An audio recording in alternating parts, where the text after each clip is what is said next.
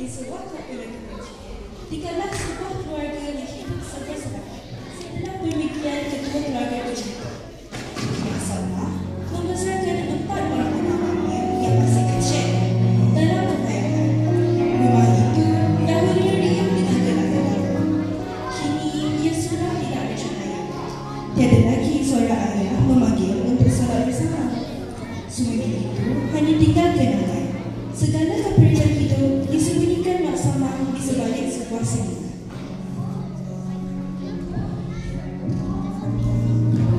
Mak, kakak dah lapar dah, Mak.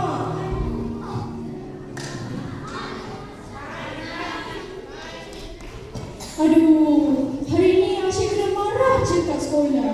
Bukan aku punya salah pun. Tak suka betul lah. Tapi sikit. Akak kenapa ni? Adik kita marah-marah je. Kau kan tak tahu masuk sekolah. Aku kena marah dengan cikgu. Bukan aku punya salah pun tau. Kakak kena marah? Adik pun kakak kena marah juga. Aku tadi kena gila atas kursi, lepas tu kena susah baik lagi. Kenapa masa tu? Sebenarnya adik tak siap kerja rumah lah. Lah, patutlah dengan perangai kau tu memanglah kau kena sebat. Kau contohilah aku ni. Aku sampai dapat hadiah dari ustaz lah. Kenapa kau dapat hadiah? Sebab aku kan budak baik, budak pandai. Aku dapat hadiah sebab aku hafal doa makan. Is, bestnya. Sekolah macam bestnya. Bila aku boleh sekolah macam Merah ni? Dah, jangan kata tak baik kalau depan rezeki ni. Anak-anakku, ingat yang nasihat dari ayahmu. Dalam keadaan apa pun, jangan pernah putus asa. Tetap terus berusaha sehingga berjaya. Dan jangan lupa pesan Rasul kita, khairun nasi anfa'uhum linnas. Sebaik-baik manusia ialah yang memberi manfaat kepada yang lain. Dah, sini makannya. 20 tahun telah berlalu. Anak-anak Mak Samah semuanya telah berjaya. Ada juga yang sudah berumah tangga. Tinggallah Mak Samah di kampung bersama anak bungsunya, Sofia. Walaupun Sofia cemerlang dalam pelajaran, namun dibenarkannya hasil untuk menyambung pelajaran. Biarlah dia menjaga emak kesayangannya, kerana syurga itu sudah semakin uzur dan memerlukan penjagaan rapat. Cuma dia lah Haikal membawa anakku ni dulu. Iza sekarang dah berjaya jadi pemilik kedai kafe dan alhamdulillah. Karena itulah dah kerja bidang pelancongan, dia asyik melakukan ke seluruh dunia sekarang. Ambil pula baru jangan sekolah jadi jalan. Kalau ayahnya tahu ni, mesti ayahnya bangga sangat tengok anak-anaknya berjaya macam ni. Mak sedang buat apa tu? Biasalah adik, mak rindu sangat dengan bapa-bapa ni. Tak pernah pergi kelas nak jaga mak. Mak makan ubat dulu lah. Akan sakit. Mak, apa kata? Sofia boleh ikut abang kakak. Kita boleh buka masa sama-sama. Boleh sangat Sofia. Mak berbesar hati kalau dapat berbuka puasa dengan anak-anak semua. Baiklah mak, nanti saya tentukan. Terima kasih Sofia. Pada keesokan hari, Sofia terus menelefon adik-adiknya untuk menyampaikan hasrat Mak Samah yang ingin berbuka puasa bersama-sama di kampung pada malam hari raya. Kerinduan seorang ibu terhadap anak-anaknya tidak dapat dibendung lagi. Sofia pantas menelefon kakak sendiri, Izzah. Wah, mana betul keuntungan bulan ni ya. Tak sia-sia. Aku dulu selalu kena marah dengan bos masa kerja.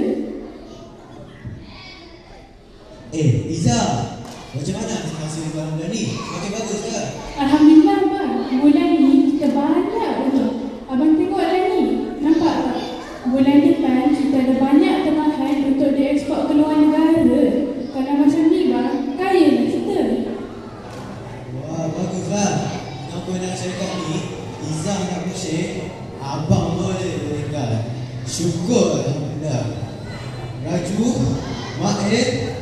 korang jangan risau. Bos boleh bantu korang pergi umrah 10 kali.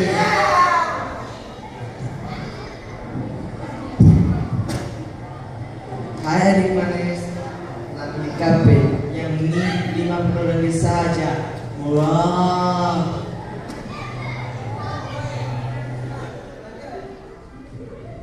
Silakan masuk. Ni kapek cantik-cantik. Yang ni import dari Pakistan. Kualiti. Iza, tolong layan pelanggan.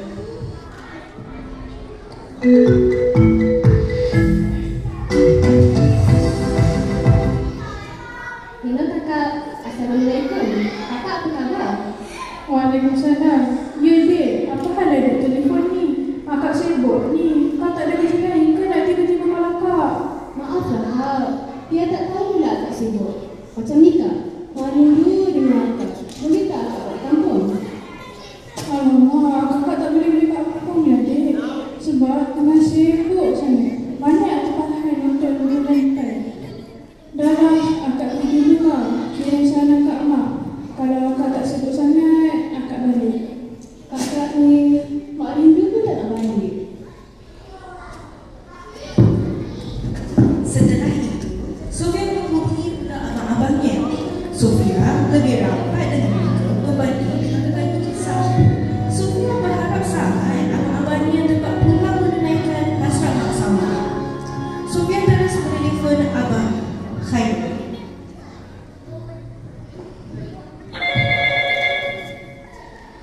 Hello abang. Hello abang, Assalamualaikum. Abang apa khabar? Waalaikumsalam. Kalau baik saja, kenapa saya tolak kami? Macam ada penting jadi. Maaflah kalau tiada dengan abang. Sofia kan sebab nak beritahu. Mak rindu dengan abang. Boleh tak abang buka puasa sama kita?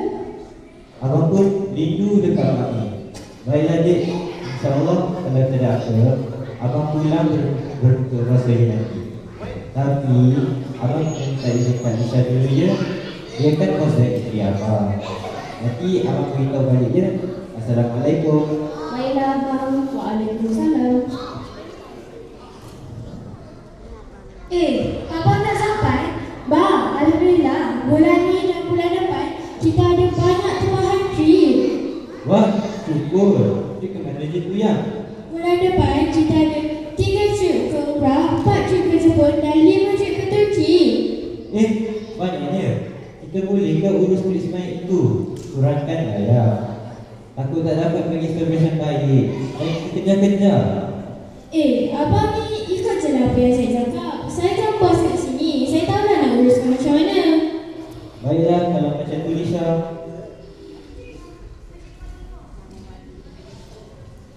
Tadi kan Sofia telefon. Dia cakap mak rindu dengan kita. Bang, kan saya dah selalu cakap, saya tak suka kampung. Saya tak nak balik kampung. Lagipun bulan depan kita ada banyak trip. Kita kena buat persiapan. Tak suka lah. Kampung tu dah busuk. Awak ni janganlah macam tu. Baiklah balik. Saya pun rindu dekat mak ni. Kerja ni kita boleh buat nanti. Bang, kan saya dah cakap. Saya dah cakap. Saya tak nak. Baiklah Lisha. Maaf dia aku nak kerja. Tahu aku nak bekerja. Yang si Sofia ni pun sibuk kata suami aku. Suruh balik kampung lah, itulah, inilah, dasar tak ada kerja. Dan si mak ni pun mengadai betul lah. Dah bagi duit tiap-tiap bulan, banyak. Bukan sikit. Semak lah tu ni.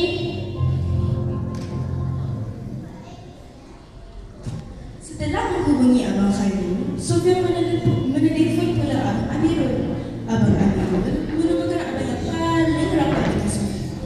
Abang Amirul sekarang menetap di rumah sewa bersama kawan-kawannya.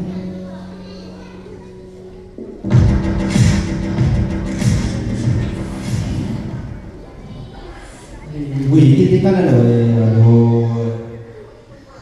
Weh, Miran, macam mana interview kau tadi? Semak lah weh. Orang kata salam kamu semua kami akan pergi. Masalahnya dah sudah balik tapi abang pergi. Semua kata macam tu. Kami akan pergi anda. Tahu-tahu dah 3 bulan. Siapa pun kau. Kerjaan ada lah. Nak minta duit. Weh, relax lah Mira. Biasa tu. Tak apa, daripada kau serabut macam ni, aku ada idea. Apa kata kita banyak amal tu? Okay, jom lah. Sekejap ni, ada aku call lah. Tak tahulah apa ni. Mungkin sekejap lah. Ya. Hello Abang Mira. Assalamualaikum. Abang Mira apa khabar? Waalaikumsalam Sofia. Alhamdulillah kalau baik. Sofia dengan mak pula macam mana? Sihat tak tu? Sofia baik je bang. Saya pun sihat. Cuma mak kena selalu makan ubat. Baguslah. Sofia jaga mak tu. Pantang minum mak. Ubat-ubatan mak. Sofia kan sekolah lagi tanya abang. Mak rindu dengan abang. Bolehkah abang balik kampung? Aduhai. Abang tak yakin dah dapat balik ke tak. Sebab abang dah dapat kerja lagi ni dik. Nak balik malu. Tak balik rindu pula. Maaflah Abang Mira. Mak kata mak nak masak kesukaan abang kakak tu. Tengoklah macam nanti dik. Assalamualaikum. Waalaikumsalam.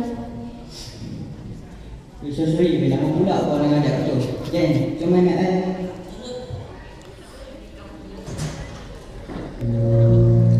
Akibat terlalu sedih, Masama pun tidaklah awal dalam isak tangis pada malam itu. Sofia terpaksa membuat persediaan raya persoalangan. Pada pagi hari raya, Sofia menanti dengan sabar kepulangan adik-beradiknya untuk berakhir bersama. Setelah mengemas rumah, Sofia pun mengajukkan Pak Sabah. Indahnya sungguh di hari raya, ramainya orang bersukaria. Alhamdulillah, hari ini raya. Haraplah abang dan kakak boleh balik hari ini. Mak tak sedih lagi. Hak mana? Mak belum bangun. Mak? Mak belum bangun ke? Macam tu. Mak, Sofia masuk ya? Mak, kenapa belum bangun? Kan dah raya. Mak? Mak? Mak? Mak kenapa tak bangun ni? Mak! Abang, mana? Mak dah tak ada kita. Balik sekarang, Mak.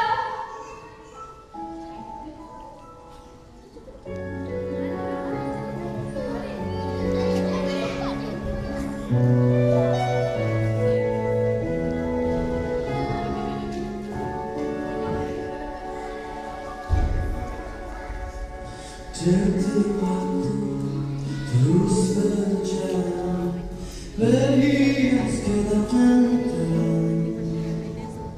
suka dan duka, tangis dan tawa, tergores bagai lukisan. Seribu mimpi berjuta sepi, hadir pada taman sejahtera.